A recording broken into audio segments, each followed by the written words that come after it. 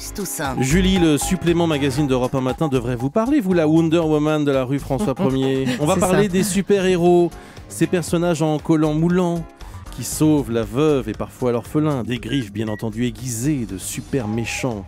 Alors que The Avengers font actuellement une razzia au box-office français et que Spider-Man, Batman et Superman trônent fièrement sur les étagères de vos enfants et petits-enfants, on va tout vous raconter de la mythologie des super-héros. Qui sont-ils? D'où viennent-ils? Pourquoi ces dieux modernes fascinent-ils autant notre progéniture et parfois également les adultes? Réponse avec notre invité Thierry Rogel. Bonjour. Bonjour. Vous êtes l'auteur de Sociologie des super-héros aux éditions Hermann. Ça sort le 18 mai.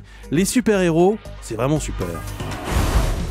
Le projet de réunir un groupe de personnes hors du commun à notre disposition. Pour livrer les batailles, on ne pourrait gagner. Ne le prends pas mal, mais je fais cavalier seul. Tu joues les héros avec ton armure. Mais sans elle, tu es quoi? Ingénieur, milliardaire, playboy, philanthrope. Jusqu'où êtes-vous prêt à aller? La bande-annonce, un extrait de la bande-annonce de Avengers, c'est un film qui est sorti il y a une semaine et qui a réalisé, c'est très simple, le meilleur démarrage de l'année au cinéma. 2 millions d'entrées, 2 41 000 exactement, devant La Vérité si je mens 3 qui jusqu'ici détenait le record. Avengers, vous l'avez vu, rassurez-moi, Thierry Rogel. Alors, on retrouve dans ce film Iron Man, Hulk, Thor, Captain America. Ils sont réunis pour la première fois dans ce film. Pourquoi, selon vous, ce film connaît-il un tel succès? Alors, pourquoi plus que les autres? Je ne sais pas si c'est plus que Spider-Man ou que d'autres. C'est pourquoi les succès des films de super-héros, au départ. Alors, bien sûr, il y a la force marketing de Marvel et de Disney qui est derrière. Oui.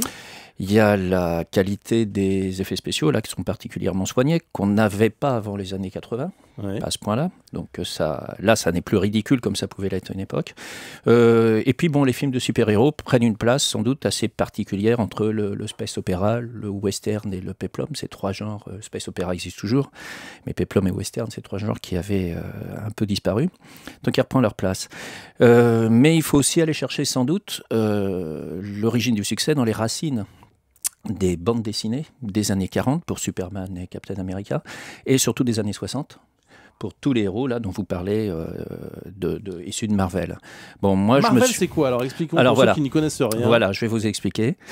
Les premiers super-héros sont bien connus, c'est Superman, Batman, Captain America, qui datent des années 40 et qui sont des super-héros patriotes, flamboyants, avec un esprit parfait, fort, etc. Invincible. Et dans les années 60, il se produit un tournant. Une petite maison d'édition qui s'appelait Timely jusqu'à présent change de nom et s'appelle Marvel.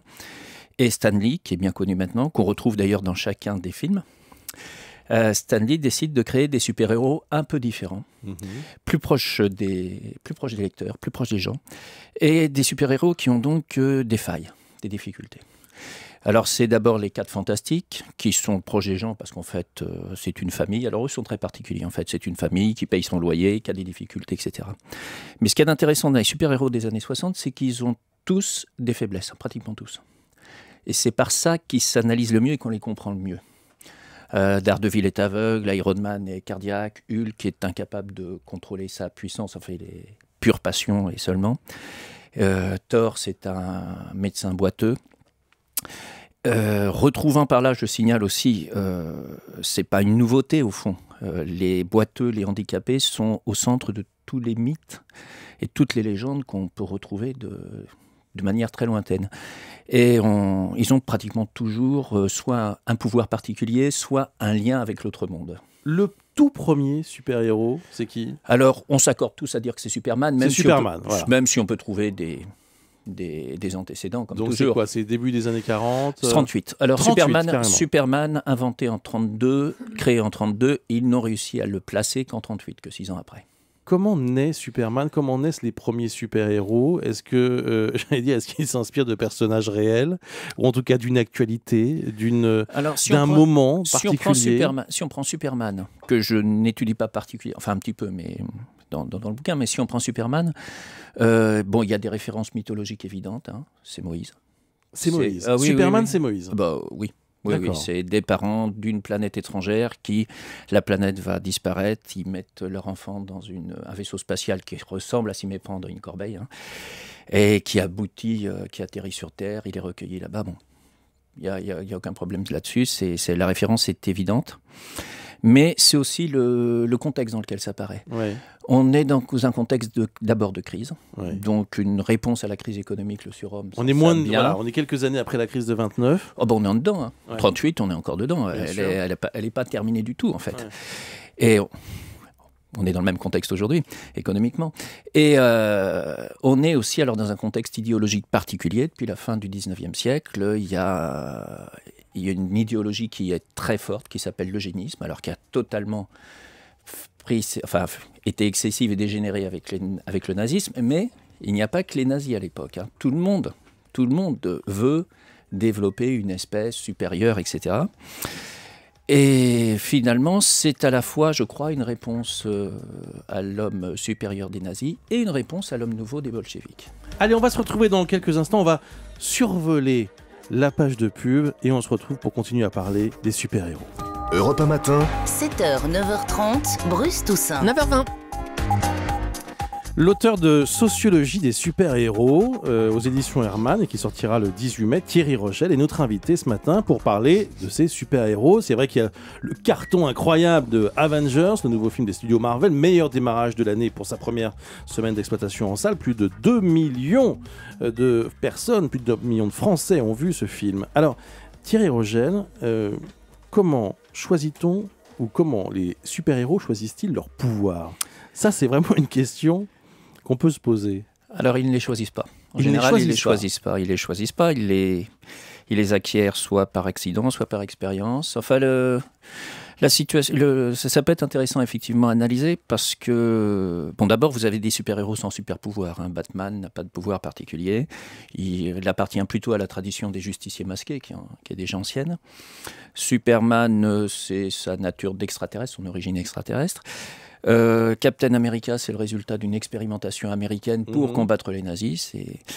Et alors, à partir des années 60, c'est plutôt accidentel, très souvent. Hein, c'est des acquisitions quasiment magiques. Hein. C'est Spider-Man qui est piqué par une araignée radioactive qui le rend radioactif. Alors, la science et la technique qu'on a dans les super-héros Marvel, c'est presque toujours un mélange de magie et de science. C'est ça qui accroche d'ailleurs les lecteurs. Pourquoi s'y intéresser en tant que sociologue ? Au fond, est-ce que ça mérite de s'y intéresser de cette façon ? On pourrait penser que ce sont des personnages de fiction, point barre. Oui, c'est aussi des personnages de fiction, point barre, et on a le droit de les lire comme ça. Hein. On n'est pas obligé de les lire en se prenant la tête à chaque fois, mais c'est intéressant de les voir aussi comme ça. Parce que ça dit quelque chose sur notre société. Ça dit quelque chose. Il n'y a pas d'objet indigne en sociologie. On peut travailler sur les jeux télévisés, j'ai travaillé sur ce genre de choses. Bien au contraire. Les petites fenêtres, les petites voies d'entrée sont souvent les plus intéressantes.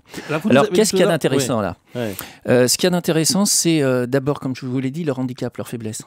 Il faut plus s'intéresser à ça qu'au super-pouvoir. Et deuxièmement, leur double identité, double ou triple identité. En fait, ils sont très souvent obligés de se cacher. Et ça pose un problème de gestion des identités extrêmement important. Bon, le plus évident, c'est Spider-Man, c'est Peter Parker, qui est obligé de gérer son identité de Spider-Man, de Peter Parker auprès de ses camarades lycéens qu'il rejette, parce qu'il ne peut pas être présent avec eux, et puis de neveu extrêmement attentif et attentionné à l'égard de sa tante, et aussi de neveu qui essaye constamment de réparer le meurtre de son oncle qui l'aurait pu sauver. Enfin, il faut connaître un peu l'histoire, il aurait pu sauver son oncle, et il ne l'a pas fait par égoïsme. Et donc, il est obligé de gérer tout ça. Et en fait, tout ça, ça apparaît dans les années 60, qui sont bien particulières. D'une part, c'est la période de la montée des baby-boomers, donc il y a une grande masse d'adolescents qui arrivent. Et finalement, c'est jamais qu'une métaphore de l'adolescence. Comment se débrouiller entre mes diverses identités d'adolescent. Je ne suis plus encore enfant, je ne suis pas encore adulte, il faut que je m'intègre avec les copains, il faut que je sois sympa avec les parents. Bon, tout ça est en germe derrière. Pourquoi est-ce qu'il n'y a pas de super-héros français ou européens? Question qu'on me pose à chaque fois et qui est très difficile. Je n'ai pas fait d'études particulières là-dessus.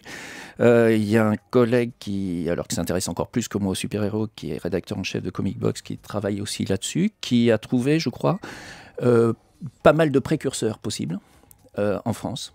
Le roman populaire était là. Alors d'après d'ailleurs le linguiste Umberto Eco, qui s'est intéressé à Superman dès les années 60, vous voyez, hein. D'après lui, l'ancêtre de Superman, ce serait le Comte de Monte Cristo. Ce serait le roman populaire français. Donc on avait tout ce qu'il fallait en France, et on n'y est pas arrivé. Alors ça reste à écrire, ça reste à venir. Oui, il y en a un ou deux comme ça, mais bon, il n'y a pas eu de choses très très importantes, effectivement. Pour tous ceux qui s'intéressent à ce sujet, aux super-héros, je rappelle que le 18 mai, donc dans quelques jours, aux éditions Hermann, sortira le livre Sociologie des super-héros, écrit par Thierry Rogel. Merci d'avoir été avec nous ce matin. Bonne journée à vous. Bonne journée.